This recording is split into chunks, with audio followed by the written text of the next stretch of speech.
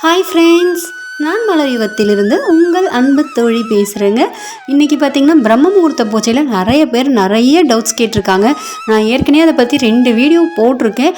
ஆனாலும் அந்த வீடியோவில் இல்லாத டவுட்ஸை நிறைய பேர் கேட்டிருக்காங்க.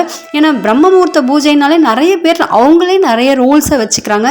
ஸோ நீங்கள் நினைக்கிற மாதிரி அவ்வளோ ரூல்ஸ் எல்லாம் கிடையாது. நான் ஏற்கனவே என்னோடய சேனலில் பார்த்திங்கன்னா பிரம்ம முகூர்த்த பூஜையை பற்றி நிறைய டீட்டெயில்ஸ் போட்டிருக்கேன், நிறைய வீடியோஸ் அப்லோட் பண்ணியிருக்கேன்.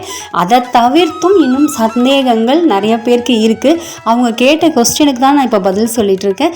நைட்டி போடலாமா வேணாமா அப்படின்னு நிறைய பேர் ரிப்பீட்டடாக கேட்டுட்ருக்கீங்க.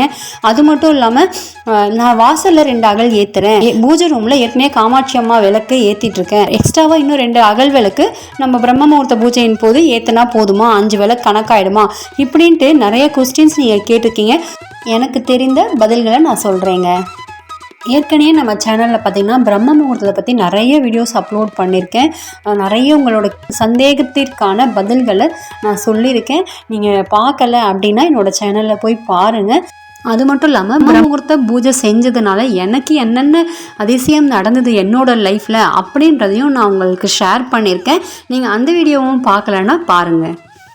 நான் சொல்கிற பதில்கள் உங்கள் மனசுக்கு திருப்திகரமாக இருக்கும் பட்சத்தில் என்னோடய சேனலை சப்ஸ்கிரைப் பண்ணி வச்சுக்கிட்டு பக்கத்துலேயே ஆல்ன்ற பட்டனையும் அழுத்திக்கோங்க. அப்போ தான் நான் போடுற வீடியோஸ் அடுத்தடுத்த நோட்டிஃபிகேஷனில் உங்களுக்கு வருங்க. இந்த வீடியோவில் பார்த்திங்கன்னா நான் என்னோடய பூஜை ரூமை ரெடி பண்ணிகிட்ருக்கேன். பூஜை பண்ணுறதுக்காக பூஜை பாத்திரமெல்லாம் குங்குமஞ்சா வச்சு ரெடி பண்ணிகிட்ருக்கேன். இதை பார்க்கும்பொழுது உங்களுக்கு ஏதாவது டவுட்ஸ் இருந்ததுனால எனக்கு கமெண்ட் செக்ஷனில் கமெண்ட் பண்ணுங்கள். ஃபஸ்ட்டு டவுட் என்னன்னு பார்த்தீங்கன்னா, நைட்டி போடலாமா அப்படின்னு நிறைய பேர் கேட்குறீங்க ரிப்பீட்டடாக. அந்த காலத்துலலாம் பார்த்திங்கன்னா நைட்டின்றதே போடவே கூடாது அப்படின்னு சொல்லியிருந்தாங்க. பட் இப்போ காலப்போக்கில் எல்லாமே மாறிக்கிட்டே வருதுங்க. இப்போலாம் பார்த்திங்கன்னா விடிய காலையில் எழுந்து பூஜை பண்ணுறதுன்றதே நிறைய பேர் செய்கிறது ரொம்ப பெரிய விஷயமா இருக்குது. அப்படின்ற போது நீங்கள் சாரி தான் கட்டி ஆகணும் காலையில் எழுந்து அப்படின்ற நம்ம ரூல்ஸ் எல்லாம் போட்டோன்னா இந்த காலையில் எழுந்து பூஜை பண்ணுறதுக்கே நிறைய பேருக்கு இன்ட்ரெஸ்ட் வராது. என்னடா அது காலையில் எழுந்து இவ்வளோ விஷயம் செய்யணுமா அப்படின்ற மாதிரி இருக்கும். அதனால் நீங்கள் நைட்டி போடக்கூடாதுன்னு சொல்ல மாட்டேன். நைட்டி போடுறதுக்கு பதிலாக நீங்கள் ஒரு சல்வார் உங்களுக்கு சுடிதாருமே நைட்டி மாதிரி ஒரு கம்ஃபர்டபுளாக தான் இருக்கும்.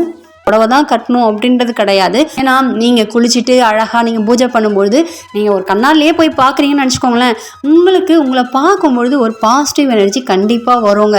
அவ்வளோ காலையில் எழுந்திரிச்சு நம்ம அழகாக மஞ்சள் குங்குமம்லாம் வச்சு நம்ம வீட்டில் விளக்கெல்லாம் ஏற்றிட்டு இருக்கும்போது நம்ம நைட்டி போட்டிருந்தா அது நமக்கே கொஞ்சம் அக்வர்டாக இருக்கும். நம்ம வீட்டில் இருக்கவங்க அதுக்கப்புறம் தூங்கி எழுந்துட்டு வராங்க, நம்ம பிள்ளைகளே தூங்கி எழுந்துட்டு வராங்க, அவங்க நம்மளை பார்க்கும்பொழுது அவங்களுக்கு ஒரு ஃப்ரெஷ்ஷாக இருக்கும். சல்வார் போட்டுக்கிட்டு இல்லை ஒரு சாரீ கட்டி இருக்கும்பொழுது அவங்களுக்கு உங்களை பார்க்கும்பொழுது ஒரு பாசிட்டிவாக இருக்குங்க. காலையிலேயே வீட்டில் ஒரு தெய்வீகமும் இருக்குது அப்படின்ற மாதிரி வளர்கிற பசங்களும் அதை பார்த்து அப்படியே வளருவாங்கங்க.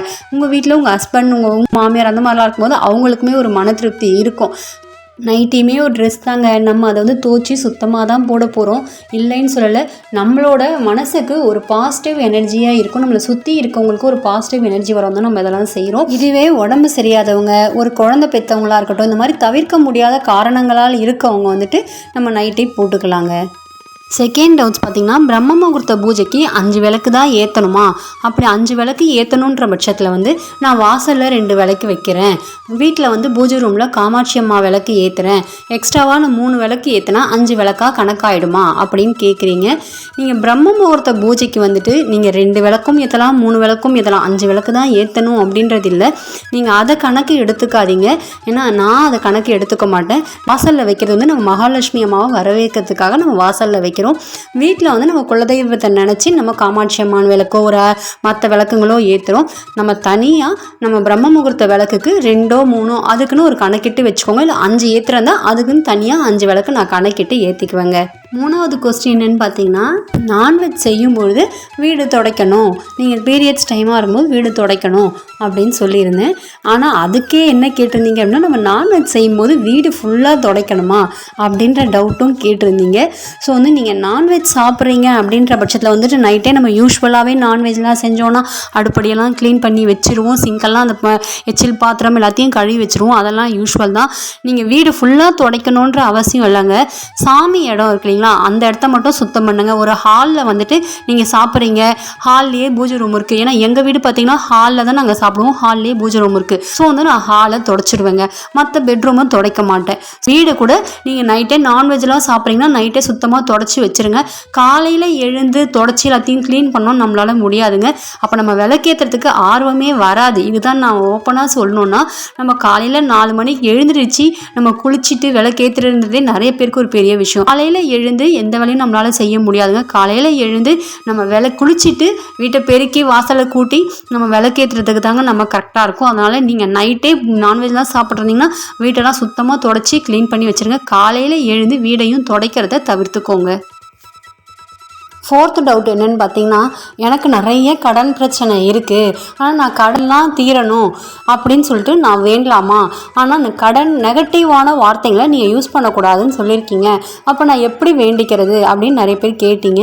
ஸோ ஆமாங்க, கண்டிப்பாக கடன் தீரணும் அப்படின்ற வார்த்தையை நம்ம காலையில் எழுந்து யூஸ் பண்ணக்கூடாது. கடன்றது மட்டும் இல்லை, எந்த நெகட்டிவான வார்த்தையுமே அந்த நேரத்தில் நீங்கள் யூஸ் பண்ணாதீங்க. நீங்கள் கடன்றதுக்கு பதிலாக நீங்கள் யாருக்கு பணம் கொடுக்கணுமோ அவங்க பேரை சொல்லி, உதாரணத்துக்கு சிவான்றவங்ககிட்ட நீங்கள் காசு வாங்கியிருக்கீங்கன்னு வச்சுக்கலாம். அப்போது நீங்கள் சிவாவுக்கு எல்லா பணத்தையும் கொடுத்துட்டேன், ரொம்ப நன்றி அப்படின்ட்டு வேண்டிக்கோங்க. நீங்கள் ஒரு பேங்க்கில் வாங்கியிருக்கீங்க, லோன் போயிட்டுருக்குன்னா, நான் இந்த பேங்க்குக்கு எல்லா பணத்தையும் கட்டிட்டேன், ரொம்ப நன்றி கடவுளின்னு அந்த ஒரு கொடுத்துட்ட ஃபீலோட நீங்கள் வேண்டிக்கோங்க. ஏன்னா அந்த நேரத்தில் பார்த்தீங்கன்னா 30 கோடி தேவர்களுமே நம்மளை பார்த்துட்ருக்காங்க அந்த மேஜிக்கல் ஹவர்ஸில். ஸோ வந்து நம்ம என்ன கேட்டாலுமே ததாஸ்து அப்படின்ற ஒரு வரத்தை நம்ம கொடுத்துருவாங்கங்க. அப்படியே ஆகட்டும் அப்படின்றது அந்த வார்த்தைக்கு பொருள். ஸோ நம்ம என்ன நினைக்கிறோம், என்ன வேண்டுமோ அது கண்டிப்பாக அந்த நேரத்தில் அமையுங்க. கொஞ்சம் முன்ன பின்ன அமையும், அவ்வளோதான், ஆனால் கண்டிப்பாக நடக்குங்க. நெக்ஸ்ட் டவுட் பார்த்தீங்கன்னா, பீரியட்ஸ் ஆகும்பொழுது நான் 3 நாள் கழித்து விளக்கேற்றலாமா, 5 நாள் கழித்து விளக்கேற்றலாமா, இல்லை கவுண்டிங் அப்படியே நம்ம வந்துட்டு கண்டினியூ பண்ணணுமா அப்படின்னு கேட்குறீங்க. அதையுமே நான் அந்த வீடியோவில் ஃபுல்லாக கொடுத்துருக்கேன். வீடியோவை நீங்கள் ஸ்கிப் பண்ணாமல் பார்த்தீங்கன்னா உங்களுக்கு எல்லா டவுட்ஸுக்குமே ஆன்சர் கிடைக்குங்க. பீரியட்ஸ் ஆகுறீங்கன்னா 5 நாள் கணக்கு வச்சுக்கோங்க. 5 நாளுக்கு அப்புறம் தான் நீங்கள் விளக்கேற்றணும். பீரியட்ஸ் டைமில் விளக்கு ஏற்றக்கூடாது. ஸோ நீங்கள் வந்துட்டு அந்த 5 நாள் கழித்து வீடெல்லாம் சுத்தம் பண்ணிவிட்டு ஹாலை மட்டும் துடைக்கக்கூடாது. பீரியட்ஸ் முடிஞ்சு நீங்கள் எல்லா ரூமையும் தான் தொடச்சிட்டு ஒரு மஞ்சள் தண்ணி கூட தெளிச்சிட்டு நீங்கள் விளக்கேற்றலாங்க. கவுண்டிங் பார்த்தீங்கன்னா, உதாரணத்துக்கு 10 நாள் விளக்கேற்றிருக்கீங்கன்னா அந்த 5 நாள் கழித்து 11வது நாளாக நீங்கள் கவுண்ட் வச்சுக்கலாங்க. அதே மாதிரி நான் தூங்கிடுறேன், நடுவில் 48 நாள் நான் விளக்கேற்றுறேன்னா நடுவில் ஒரு நாள் அசந்து தூங்கிடுறேங்க, என்னால் அந்த நாள் விளக்கேற்ற முடியல அப்படின்னா பரவாயில்லைங்க, அது தப்பு கிடையாது. நீங்கள் மறுநாள் அந்த ஏற்கனவே விளக்கேற்றின கவுண்டர்லேருந்து அப்படியே கணக்கு வச்சுக்கலாங்க. நடுவில் நீங்கள் தூங்கிடுறீங்க, ஏன்னா நம்ம அசந்து தூங்குறது இல்லை உடம்பு முடியாமல் போதெல்லாம் தவிர்க்க முடியாத விஷயம். அதனால் ஏதோ ஒரு நாள் அப்படின்னா ஒன்றும் பிரச்சனை இல்லை, நீங்கள் அந்த கவுண்ட்டை அப்படியே தொடரலாங்க. இந்த வீடியோவில் பூஜை ரூம் ரெடி பண்ணுறதெல்லாம் நீங்கள் பார்த்துருப்பீங்க. நெக்ஸ்ட் வீடியோவில் தீப ஆராதனை மந்திரங்கள் சொல்கிறது எல்லாமே பார்க்கலாங்க. என்னால் முடிஞ்சளவு உங்களோட சந்தேகங்களுக்கு பதில் சொல்லியிருக்கேன். பிரம்ம முகூர்த்த பூஜைக்கு வந்துட்டு நீங்களாம் நிறைய ரூல்ஸ் போட்டுட்டு அந்த மேஜிக்கல் ஹவர்ஸில் விளக்கேற்றுற ஒரு விஷயத்தை நீங்கள் விட்டுடாதீங்க. அவ்வளோலாம் ரூல்ஸ் கிடையாது. நீங்கள் யூஸ்வலாக விளக்கேற்றுறது தான். அதுவே காலைல கொஞ்சம் சீக்கிரமாக எழுந்து நீங்கள் குளிச்சுட்டு விளக்கேற்றுறீங்க, அவ்வளோதாங்க.